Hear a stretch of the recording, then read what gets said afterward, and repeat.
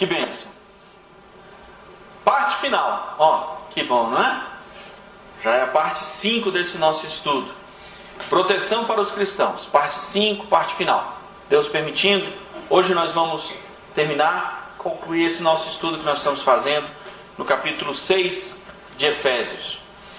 Queria convidar e aconselhar que os irmãos que não estiveram em todos os estudos, aproveitassem que nossos estudos estão na internet, estão disponibilizados, você pode ouvir, pode ver a apresentação. Quem ainda não souber o endereço, pode me procurar, pode procurar o Maurício e receber esse endereço, de onde você pode assistir. São 5 partes. Na verdade, assim, a gente poderia falar um ano inteiro sobre esses textos, mas temos outras coisas para estudar, temos outras coisas para conversar. Dividimos o estudo em 5 partes e pretendemos terminar hoje. Já falamos sobre as ilustrações que Paulo trouxe sobre o cinto, sobre a couraça, já falamos sobre o escudo, já vamos falar hoje sobre o que resta da armadura, que é importante, e sobre a arma que Deus preparou para nós. Bem interessante. Desde o começo, estamos trabalhando com a ilustração do soldado, né? Lembrando, hoje eu vou fazer uma pequena recapitulação de quase todos os estudos, mas bem rapidamente. Estamos falando sobre a ilustração que Paulo usou. Paulo, nesse momento, estava acorrentado a um soldado, quando decidiu escrever, usando essa ilustração. E como isso foi uma bênção, né? Já pensou? Se eu estivesse acorrentado a um soldado, será que eu ia me lembrar de olhar para esse soldado e tentar trazer uma ilustração para que as pessoas fossem abençoadas? E Paulo pensou sobre isso, né? E mostramos também no estudo passado que isso não é simplesmente para a gente ficar em pé, ficando bonito, né? Tem utilização. A armadura que Deus nos deu, Ele nos deu, porque a gente sabia que nós íamos precisar. A gente não ia só ficar em pé, bonito, como um soldado bem vestido, a gente ia para a batalha mesmo. A gente ia para a luta. Talvez a ilustração do soldado no meio das flechas assuste um pouco, mas é isso mesmo. Nós aprendemos no estudo passado, uma das coisas que nós falamos é que as flechas vão chegar. Não adianta. Não adianta alguém lhe dizer que não é assim, porque as flechas vão chegar. A armadura existe, a proteção existe, porque nós vamos precisar. Amém? Conversamos no primeiro estudo, onde ele usa a ilustração do cinto, que a liberdade vem pela verdade. Como a verdade, como ela serve de base para tudo, para nós colocarmos nossas armas, como ela serve de base para ajudar toda a armadura a ficar no local certo, que sem a verdade, tudo desmorona. Se a nossa vida não for pautada na verdade, tudo vai desmoronar. Falamos no segundo estudo da proteção que vem pela justiça. A comparação foi da armadura que fica aqui no peito, na couraça. E que assim como aquela couraça não era feita do mesmo material que o soldado, a couraça que nós precisamos não é feita do nosso material. A justiça que nós precisamos não é a nossa. Se nós usarmos a nossa justiça, nós não vamos muito longe. A justiça que nós temos que usar é a justiça de Deus. A proteção que nós temos pela justiça de Deus. Falamos no terceiro estudo sobre a proteção que vem pela paz. Paulo usa a ilustração das sandálias. Ele fala, calçai os pés com a preparação do Evangelho da paz. O Evangelho, ele usa a ilustração da sandália porque o soldado precisava de ter base. Precisava conseguir andar, precisava de proteção, né? E como o Evangelho precisa da paz. Se você não estiver em paz, você não consegue pregar o Evangelho. O Evangelho que não vem calçado, não vem embasado na paz de Cristo, não vai longe. Não passa de vã filosofia. E no estudo passado, estudamos sobre a proteção que vem por crer nas promessas de Deus. E a ilustração disso é o... Já esqueceram? O escudo. Esse é o escudo. Quando nós cremos na promessa de Deus, isso nos protege. Isto nos protege. Lembram daquela ilustração em que os soldados romanos, eles tinham algo sensacional. Eles usavam o próprio escudo e formava quase um tanque. E as flechas podiam cair, que não atingiam nenhum deles. E como fazia diferença quando eles estavam juntos, unidos, sem se separar, nenhum sequer. E como essa é uma ilustração perfeita da proteção que vem nas promessas de Deus. Lemos aqui um trecho, o histórico de Flávio José, que relata uma batalha verídica em que um dia inteiro lançaram flechas sobre um corpo de soldados que estava protegido dessa forma. Quando se cansaram de lançar as flechas, porque não adiantava nada, os soldados foram e atacaram e venceram. Assim, como o escudo é uma ilustração boa de crer nas promessas de Deus, como isso nos protege. Muito bem, e vamos continuar hoje o nosso estudo. Quando nós pensamos em unir tudo isso Deus preparou, né? Ele não preparou para que a gente fique bonito, Ele não preparou para que eu não me machuque, Ele não preparou para que eu não sinta a dor da batalha. Não. Ele preparou isso para que nós possamos servir. Não foi para eu estar seguro, foi para eu, em estando seguro, possa servir. Nós temos que estar preparados, prontos, para seja o que for que aconteça. Preparado para defender a posição, preparado para atacar, preparado para levar o poder do Evangelho onde quer que Deus mande. O mundo cristão tem sofrido hoje em dia de uma grande dificuldade, que as pessoas olham, observam e ficam em dúvida: será que vale a pena? O que é que eles têm de diferente? Por que eu gostaria de estar perto deles? Para quê? Acontece alguma coisa diferente na vida dele? Ele tem as mesmas dificuldades que eu, certamente. E tem uma coisa diferente na vida dele? É o poder do Evangelho. Não está acontecendo nada na sua vida, meu irmão, minha irmã. Algo precisa mudar. Porque o poder do Evangelho faz diferença. Tem que fazer diferença. E se fizer diferença, as pessoas vão notar e vão querer saber o que você tem de diferente. É assim que funciona. Preparado, pronto, para seja o que for que aconteça, preparado para defender posição, preparado para atacar, preparado para levar o poder do Evangelho onde quer que Deus mandar. No estudo passado falamos também que há uma verdade simplesmente impossível de se esconder. Nós nascemos no meio de uma luta.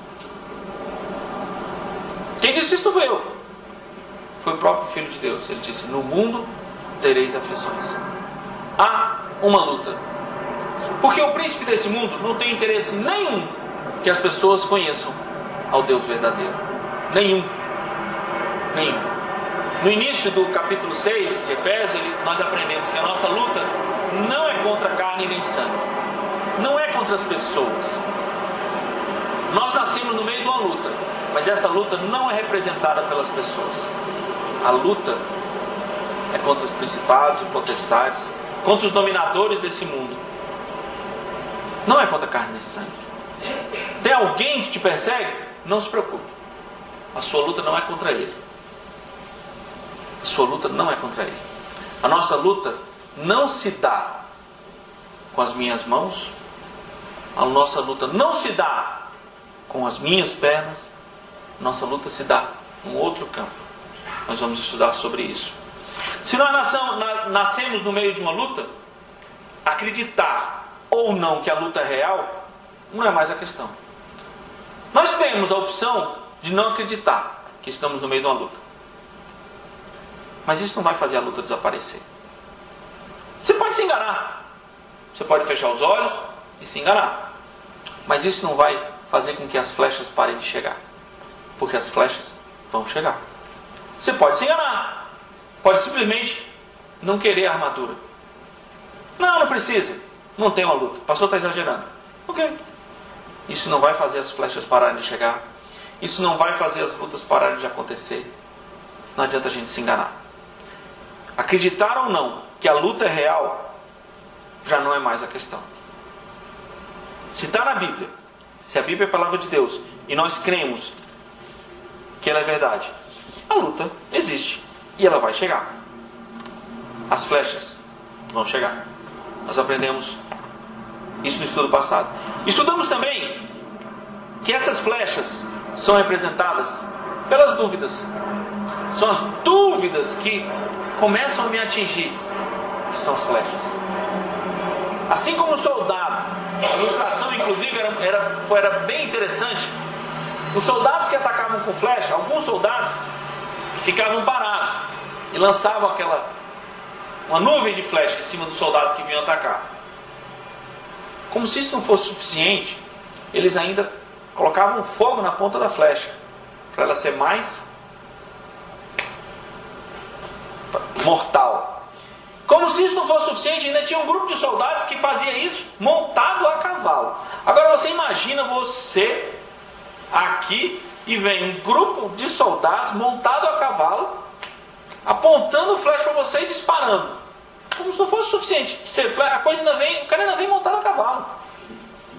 Será que nós precisamos de proteção? E essas flechas são claramente representadas pelas nossas dúvidas. Eu trouxe essa ilustração bem colorida, bem assim, até alegre, né? Porque é assim que as dúvidas se disfarçam. Quando a gente começa a duvidar das promessas de Deus, as flechas nos atingem. As dúvidas são as flechas que nos atingem. É por isso que é crer nas promessas que nos defende dessas dúvidas. Por isso que o escudo da fé é representado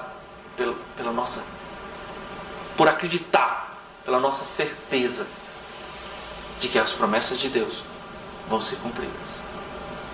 Amém? Amém. Amém. E essas dúvidas têm pequenos veneninhos, que vão nos causando. Quando demora, Vera falou no começo do nosso culto, quando as coisas começam a demorar, isso vai envenenando a minha vida. Porque eu vou começando a duvidar, será que Deus falou aquilo mesmo? Às vezes as coisas vão ficando difíceis e aquilo vai me minando, vai me machucando. Eu vou deixando de crer. Não, eu acho que não era bem daquele jeito. Eu acho que isso é só interpretação. Quando Deus disse que tudo coopera para o bem daqueles que amam a Deus e são chamados segundo o seu propósito, acho que não é bem tudo, não. Tem algumas coisas. A gente começa a duvidar. As coisas começam a nos envenenar. E eu começo a desanimar. Eu vou dando lugar à dúvida por conta da dificuldade, por conta da demora, e eu vou desanimando. E o desânimo começa a me envenenar. E depois do desânimo, eu fico deprimido. Depois do desânimo, muitas vezes a depressão se abate. É interessante como na nossa língua, tudo começa com D, né? Tudo começa com a dúvida e vai piorando.